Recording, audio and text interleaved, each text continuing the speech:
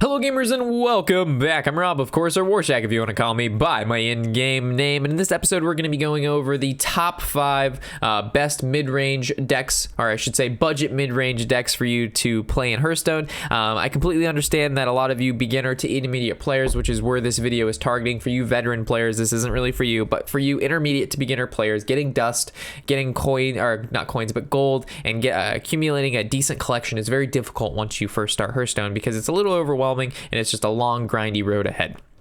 So with that said, I've made these videos to kind of give you a foundation of what decks to kind of look at and where the core builds are and what cards you should strive to get because they're found in a variety of different decks, right? Like for example, Azure Drake is found in a lot of decks, so crafting it and putting it in one of your decks, it's going to now fit into a ton of other decks you'll be able to make in your future. But let's say you craft Oxtraza, for example. She only fits in a number of decks, and if you don't play those decks, it's basically having a useless card.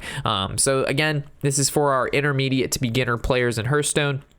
All of these decks are budget based, not to say that they're not good, but I definitely toned it down a lot as there is no legendaries and there's only 1 or 2 epics in these decks, if any. I know Shaman in our aggressive base category had 2 Doom Hammers, but I'm pretty sure that's the only 2 epics in all of the decks that we had gone over.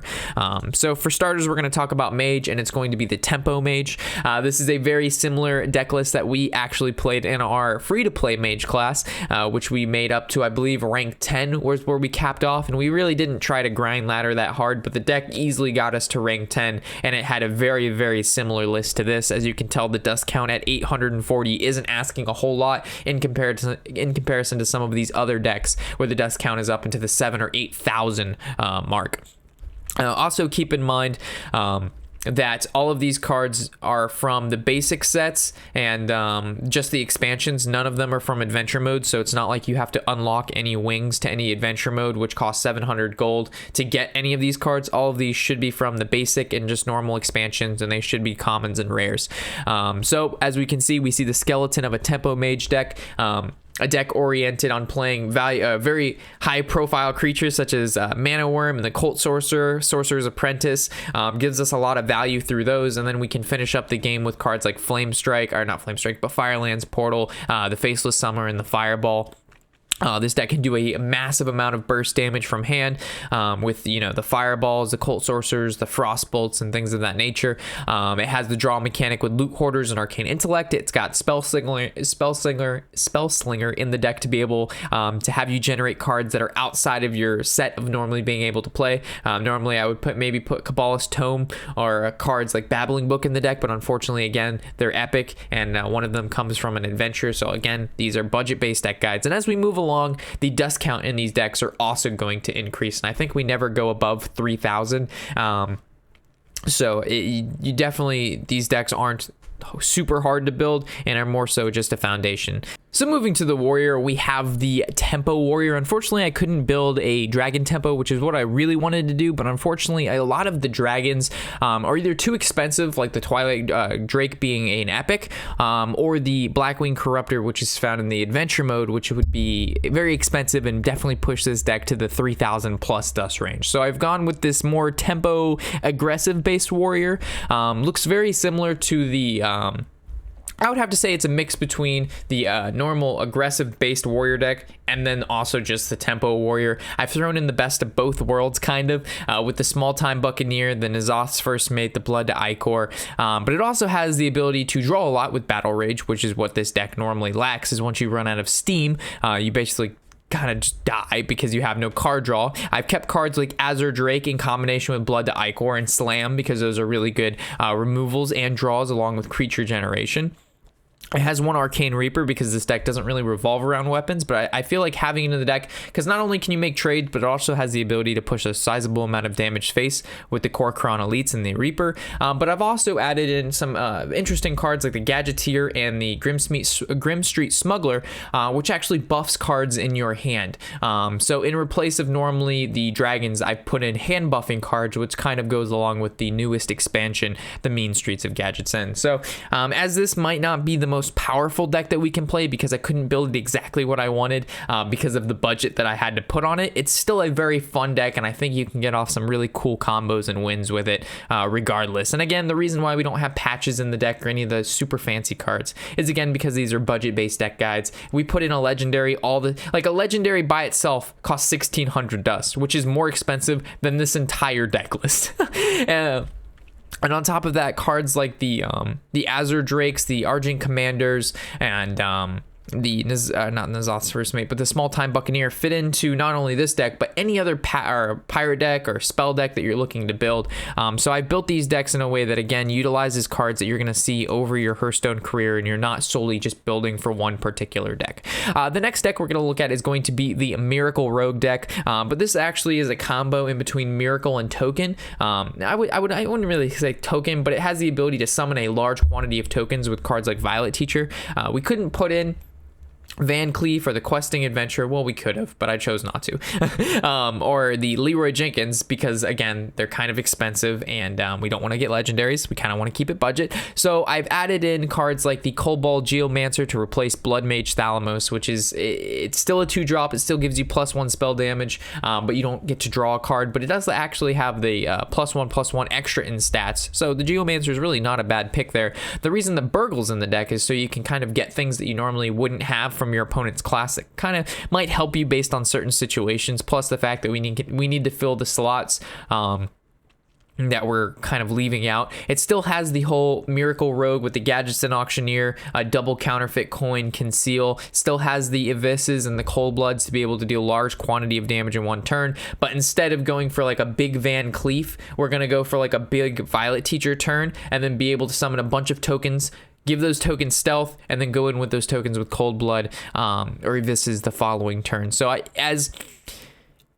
as much as this deck is lacking in the Leroy Jenkins and the Van Cleef, this deck will perform better versus more aggressive based decks, because Violet Teacher is so good at trading or generating value to be able to trade into smaller based creatures, which is what Rogue lacks, is having to be able to build a sizable board very quickly and be able to trade into small minions. Normally Rogue either has to rely on Backstab or Fan of Knives or their hero power, which Rogue has no healing, which means you're going to take more damage than you need to. So having the build look like this, which is again very similar to our build on our free-to-play account, which performed very well on ladder, is not a bad way to go. Plus, you've got cards like the Undercity Huckster and things of that nature, which will still generate a lot of value for you guys and keep basically the gas rolling. Yeah, so you still have all the elements of Miracle, but you have the ability to also go wide with the Violet Teacher, which I think is very important. So moving to the Shaman, we have the Midrange Shaman, which has a lot of similarities to the aggressive-based Shaman, such as the Faceless, the Jade Lightnings, the Jade Claws, the Flame Tongue Totem. All of the early game looks very, very similar, but instead of having Lava Burst and more basically burst or face damage, we've got more of a late game, such as the Thing from Below, the Fire Elemental, the Thunderbluff Valiant, and the Lotus Agents. All of this allows you to kind of be able to navigate your way through the mid to late game, and also it has hexes in there, so it can deal with single target removal. So just basically, it has the same start, but instead of finishing off your opponent with Lava Bursts or things of that nature, you're able to navigate through the mid game with powerful minions such as Thunderbluff and Fire Elemental. You get a lot of value from those guys, and then you can win through relatively decent sized minions with very powerful abilities, one of which sticks out more than most, which would be Thunderbluff Valiant, which if stays on the board for longer than 1 to 2 turns, you've got yourself a win due to the fact that just how much value this card brings. It also, like I mentioned, Hex is very nice, but Lightning Storm is another one in there that allows this deck to kind of survive, along with the Mana Tide Totem, so you can just continuously draw. So what you lack in Burst, you make up for Control. So Midrange, again, being a variation of Control and aggressive-based decks kind of mixed in, so you have part Control, part aggressive-based, instead of being all aggressive or just all Control, which, again, if you're looking for more aggressive-based decks, we have that in the other episode I did, and then the Control is coming shortly after this. So very powerful deck. And in my opinion, I like the more mid-range to control based decks, but a lot of players like the much faster games, because if you just play more games with the lower win rate, you'll end up winning more games over the time frame due to the fact that the games are just twice as fast. So even having a lower win rate, it doesn't matter. You're still winning more games over the same period of time. So it kind of just depends on you. I would test out both decks and see how they treat you. With this one only being 1700 dust, I mean, that's really not a lot to ask for. I know it's missing some of the core cards, such as, again, Aya Blackpaw and things of that nature, but that's why we put in Lotus Agent, which can actually discover that card, or other Jade Golem cards, which allow you to kind of just keep generating the value, because pumping out another Jade Claws or another Jade Lightning is huge, especially when going against some of the slower base decks. But definitely a very good deck, and something you should look to build. The last deck is going to be the Midrange Hunter, which, again, the Hunter class is definitely something that's not one of the highest tiers right now, due to the fact that there's just much better decks to build. But I'm not going to leave it out, due to the fact that you can still catch some people by surprise, and it's not a bad deck, it's just not the best deck. If you're looking to build some of the best decks, you know, the Shamans, the Rogues, and the Warriors are where you really want to look towards. But, you know, if you're just looking to have fun, play something a little bit different, a Midrange Hunter is still a fantastic way to go. I built this deck where, again, most of these decks below 2000 dust, it's not a whole lot to ask for. You're going to be able to curve out very well with cards like Alley Cat, Fiery Bat into your King's Elec, Trog, Beast, into your Trog, into your Animal Companion. Again, I've explained why Karen Grubb is in this deck in our aggressive based video, so if you missed out on that, I would check that out, of why I've chosen to include Karen Grubb in these hunter lists. From there, the Savaging Hyena is kind of a tech. You can decide if you're playing a lot of, like, let's say Pirate Warriors or Rogues or Shamans, you can replace that with an Acidic Swamp Ooze, which is found in a lot of these decks as well, because it's a cheap tech in that can kill a card much better than what you have. So let's say they play Spirit Claws, you're able to get rid of Spirit Claws, and you know, really just don't have to deal with it. And it's not like you have to play Spirit Claws yourself. If you can just deny them, it's like both players not playing it. It's still, this deck also still has the potential to do a huge amount of burst damage with cards like Kill Command and things of that nature. Unfortunately, I couldn't put Quick Shot or Huge Toad in here because, again, those are adventure based cards, and we are going just straight basic cards and or just normal expansion with the rares and the commons, with the only exclusion to that being Call of the Wild, which I've only included one copy of. A Ragnaros would also be a really solid pick, but unfortunately Ragnaros is a legendary, and that would make this deck cost a lot more than what it does, so Call of the Wild it is. The turn 5, a little bit interesting with the Stranglethorn Tiger and the Ram Wrangler. The Ram Wrangler is going to be able to generate you a card that normally you wouldn't else have, so you can get King Crush, you can get another Infested Wolf, you can get a lot of value from Ram Wrangler, but sometimes you're gonna get you know, the bad stick of the RNG on him. But I figure he's a fun card to put in here, and if you're playing Hunter as is, you're obviously not looking to be the #1 person on ladder or to play that super serious. So I think he's just a really fun, decent card to throw in there. That's definitely just can generate you wins more times than not, in my opinion. He's a solid card.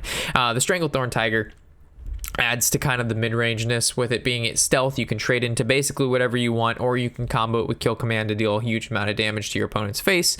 The end game of this deck is, of course, going into Savannah Highmane to the Call of the Wild, being what most decks can't put up with. But the problem with Hunter is you have to be able to live until turn 6 to 9 to be able to play those cards. But if you can, most of the times you'll be able to pull off a win, and basically your entire deck, besides the Savannah Highmane and the Call of the Wild, are cards that basically either deal burst damage or are pushing to allow you to live until turn 6 or 9 when you can play the Call of the Wild or the Savannah Highmanes. So decent deck. Of course, it's not going to be, like I mentioned, as powerful as maybe the aggro or mid-range Shamans, but still a fun deck, and I still think it could take you far on ladder. So with that said, hopefully you've enjoyed another one of our top 5 budget-based videos. If you have any suggestions or whatnot, keep in mind the comment section below is for that, and I try to respond back to everybody as soon as possible. And then for those of you asking why there's no legendaries, again, budget-based decks. I get it every time I make these. It's like, where's this, where's that card, where's that? Just keep in mind, again, we left out adventure modes and legendary cards for that specific reason, trying to keep it budget-based. So thanks for watching. I'm Warshack, of course, and happy whatever the hell day it is.